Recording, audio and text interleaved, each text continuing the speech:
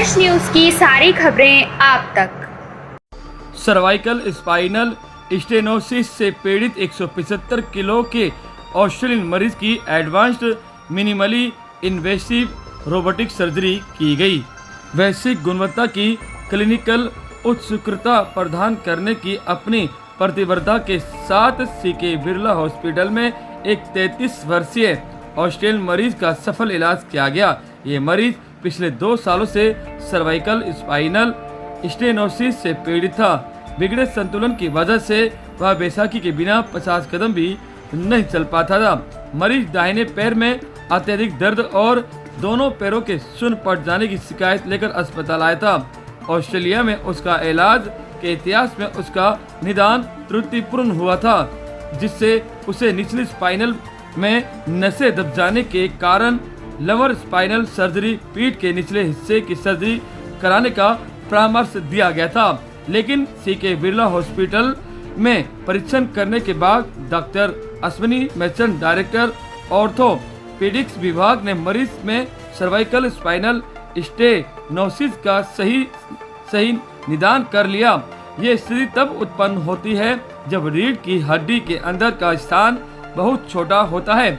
मरीज का advanced robotic technology के साथ MIS द्वारा सर्वाइकल स्पाइनल सर्जरी कराने का परामर्श दिया गया।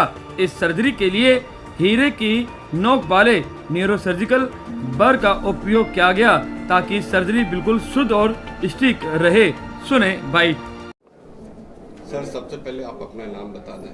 आई am doctor Ashwini Maichand. I am director orthopaedics at CK Birla hospital, Punjabi Bagh. Ashwini ji, जो केस आया था, किस तरीके का जो पेशेंट से क्या केस था और किस तरीके की सर्जरी की थी? ये हमारा केस था। ये 33 ईयर ओल्ड हैं, ऑस्ट्रेलिया से हैं। He was suffering from cervical canal stenosis.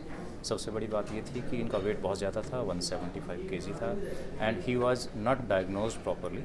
इनको बताया गया था कि इनको लंबर स्पाइन सर्जरी की ज़रूरत है, बट सबसे पहले हम इनका डायग्नोसिस करेक्ट किया है एंड देन इनकी हमने सर्जरी किया and he is doing very well now. जो रोबोटिक सर्जरी क्या इसमें खास है, किस तरीके का टाइम लगा? जी, स्पाइन सर्जरी में रोबोटिक सर्जरी का 2 पार्ट है। One is pre operative planning and second is execution.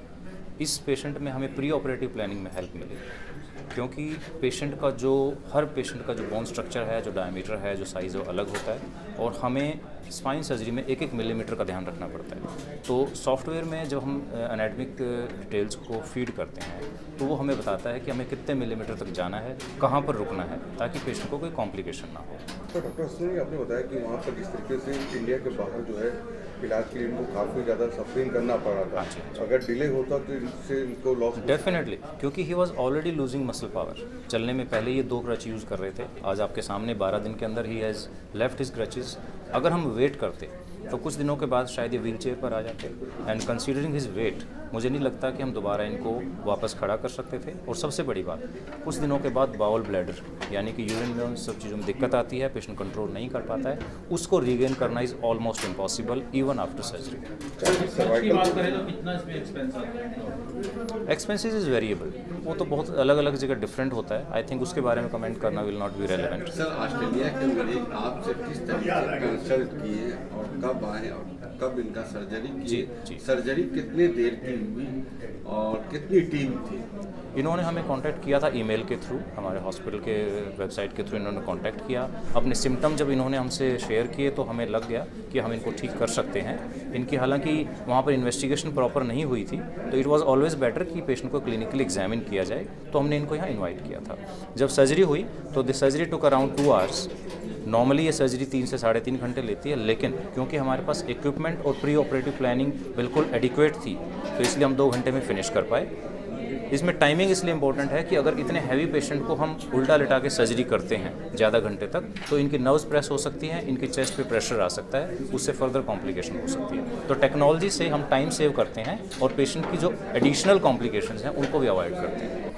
14 से 18 महीने हो गए इनको तकलीफ़ थी। उन 14 से 18 महीने पहले कमर में दर्द शुरू हुई नीचे, उसके कारण थोड़ी सी वीकनेस राइट साइड पे शुरू हुई एंड जिसके कारण गिर गए।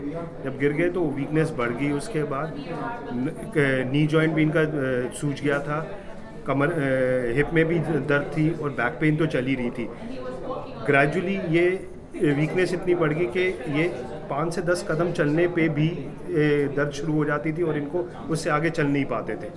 सो इनकी ये मेन प्रॉब्लम थी।